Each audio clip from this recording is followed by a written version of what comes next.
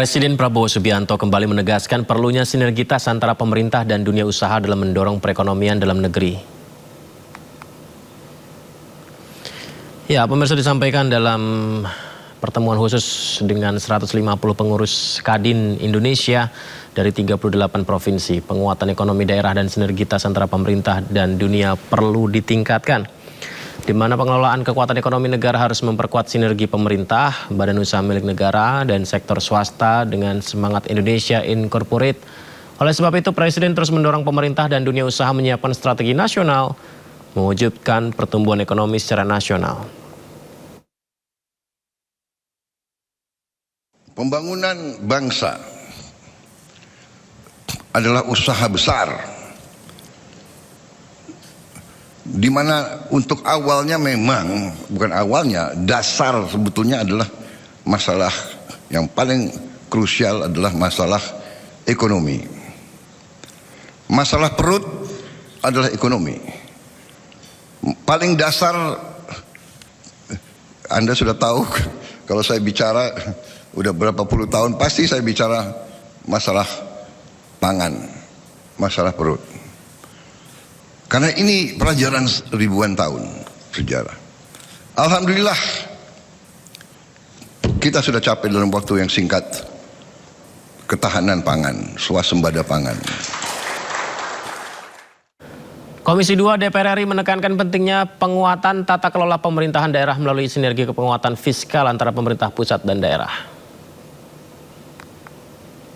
Anggota Komisi 2 DPR RI Aziz Subekti menilai pembenahan sistem dana bagi hasil dan peningkatan pendapatan asli daerah atau PAD dapat berdampak positif terhadap peningkatan perekonomian daerah secara komprehensif, di mana pembagian dana bagi hasil akan memberikan manfaat pembangunan berjalan adil bagi daerah. Selain aspek fiskal, Komisi 2 juga memberikan perhatian terhadap peningkatan kualitas kepemimpinan di daerah, termasuk terkait integritas dan ketahanan dalam menjalankan pemerintah. Tata kelola mana yang bisa dieksekusi cepat tanpa menimbulkan sesuatu yang dampaknya risikonya tinggi, tetapi membantu daerah tersebut untuk lebih baik. Itu sebenarnya eksekusi Pak. Karena saya mencatat inovasi regulasi itu bisa inovasi regulasi berada di kabupaten daerah tersebut, bisa regulasi itu terkait dengan keputusan di pusat, bisa regulasi itu terkait dengan hubungan pusat dan daerah. Kita masih memiliki peluang itu. Cuma koordinasi antara pusat dan daerah masih menggunakan cara lama. Bagaimana cara baru itu dilakukan? Sementara itu, Dewan Ekonomi Nasional mendorong percepatan transformasi digital nasional sebagai fondasi penguatan tata kelola pemerintahan, peningkatan penerimaan negara, dan perbaikan kualitas pelayanan publik.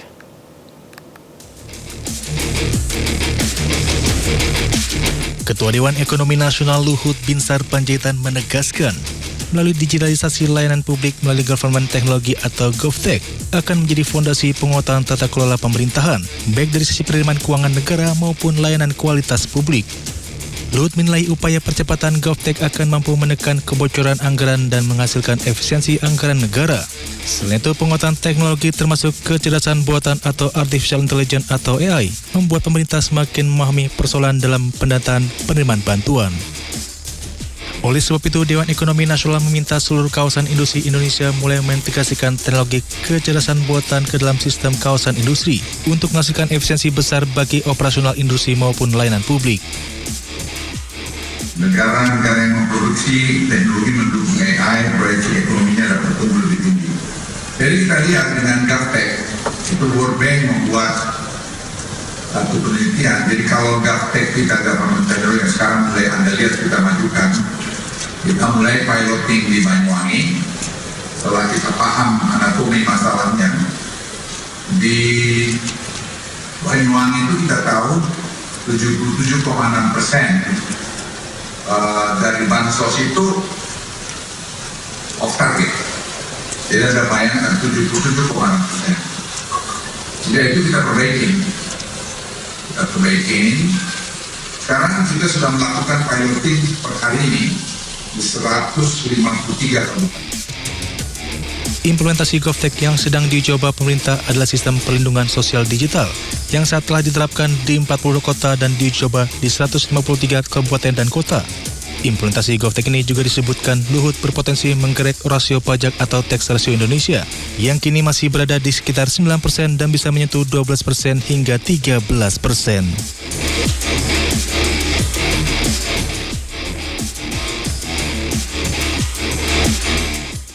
Informasi lainnya, Menteri Keuangan Purbaya Yudi Sadewa memastikan dukungan pembiayaan APBN untuk program sekolah rakyat, di mana tugas utama Kementerian Keuangan adalah memastikan ketersediaan anggaran agar program sekolah rakyat dapat berjalan optimal. Menteri Keuangan Purbaya Yudi Sadewa meninjau langsung pelaksanaan program sekolah rakyat di Sekolah Rakyat Terintegrasi 2 Kota Surabaya, Jawa Timur. Kunjungan tersebut menjadi bagian dari upaya pemerintah memastikan pelaksanaan program prioritas Presiden Prabowo Subianto berjalan dengan baik, sekaligus menegaskan komitmen negara dalam mendukung pembangunan sumber daya manusia melalui dukungan pembiayaan dari APBN. Dalam kunjungannya, Purbaya menyampaikan bahwa salah satu tugas Kementerian Keuangan adalah memastikan ketersediaan anggaran agar program sekolah rakyat dapat berjalan optimal. Kunjungan tersebut juga menjadi momentum bagi Menkeu untuk melihat secara langsung implementasi penggunaan anggaran negara dalam mendukung penyelenggaraan pendidikan, di mana pembiayaan pendidikan merupakan investasi jangka panjang pemerintah dalam mencetak generasi unggul.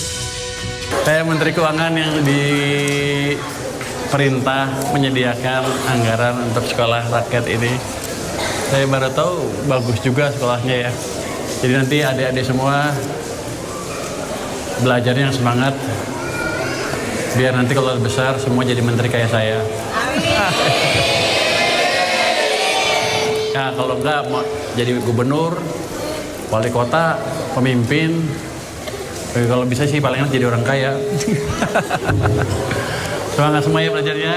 Nanti diikutin semua pelajaran dari guru-guru di sini. Ini program dibuat oleh Pak Prabowo untuk bikin kita semua jadi orang pintar. Jadi nanti jangan malas. Kalau ada yang malas ikut sedikit suruh belajar gitu ya. Yaudah, terima kasih. Semangat semua ya. Selamat sudah masuk sekolah rakyat. Terima kasih.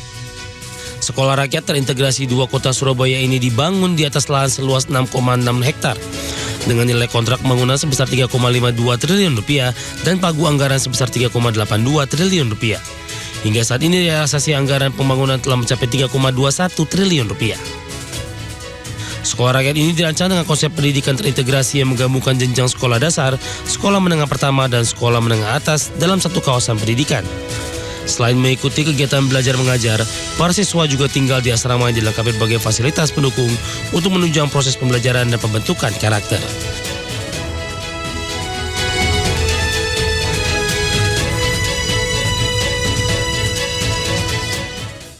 Berikutnya informasi mancanegara, hingga kini kondisi di Selat Hormuz masih panas. Iran membantah adanya kesepakatan membuka kembali jalur perdagangan strategis. Kapal-kapal masih mengantri untuk bisa melintasi Selat Hormuz, di mana kantor berita Fars Iran mengutip beberapa sumber yang membantah adanya kesepakatan membuka kembali jalur strategis itu. Iran pastikan kondisi ini tidak berubah. Sumber militer Iran mengatakan bahwa jalur air akan tetap ditutup selama tindakan dan provokasi yang dilakukan oleh Amerika Serikat. Kapal-kapal hanya diizinkan melewati rute yang ditentukan oleh Angkatan Laut Iran, dengan izin rute lain dipastikan tidak aman. Presiden Amerika Serikat Donald Trump mengatakan telah menghentikan serangan yang direncanakan terhadap Iran. Tidak hanya itu, Teheran dan negara-negara Timur Tengah lainnya telah meminta waktu untuk mencapai kesepakatan.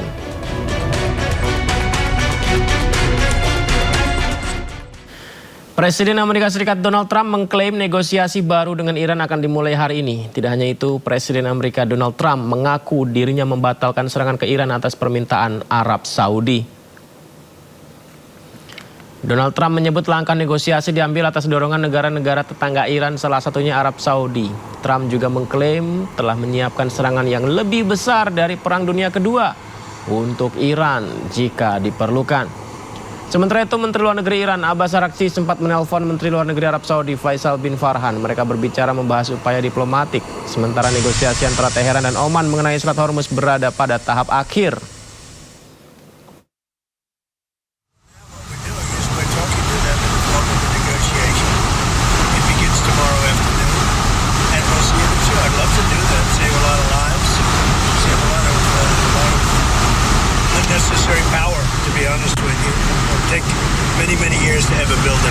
I don't think it would be even buildable back.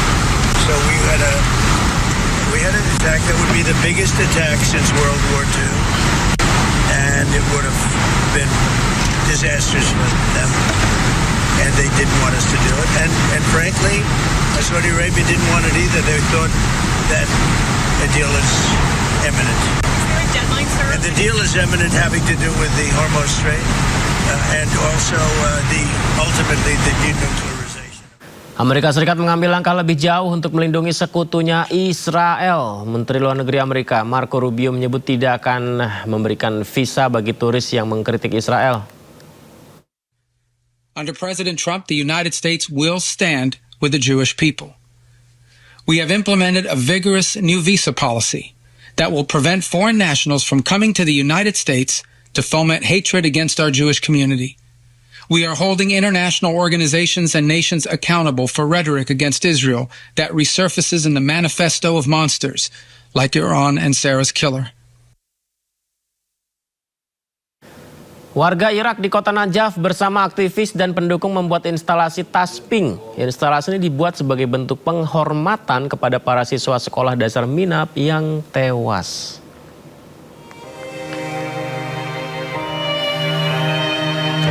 Tas sekolah anak-anak setinggi beberapa meter diletakkan di tengah kota Najaf, Irak. Tas itu dipenuhi tulisan pesan dan tanda tangan dari pengunjung.